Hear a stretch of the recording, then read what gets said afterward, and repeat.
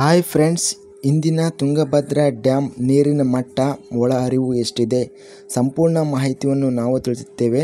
ತುಂಬ ಸ್ನೇಹಿತರು ಚಾನಲನ್ನು ಸಬ್ಸ್ಕ್ರೈಬನ್ನು ಮಾಡದೆ ವಿಡಿಯೋವನ್ನು ನೋಡ್ತಾ ಇದ್ದರೆ ದಯವಿಟ್ಟು ಚಾನಲನ್ನು ಸಬ್ಸ್ಕ್ರೈಬನ್ನು ಮಾಡಿಕೊಳ್ಳಿ.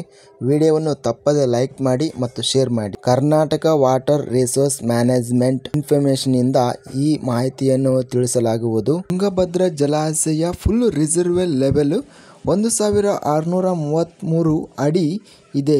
ಇದಕ್ಕೆ ಇಂದು ಪ್ರಸ್ತುತ ರಿಸರ್ವೇರ್ ಲೆವೆಲ್ 1632 ಅಡಿ ನೀರು ಇದೆ. ಗರಿಷ್ಠ ಜಲಾಶಯ ಸಾಮರ್ಥ್ಯ 105.78 TMCಯನ್ನು ಹೊಂದಿದೆ.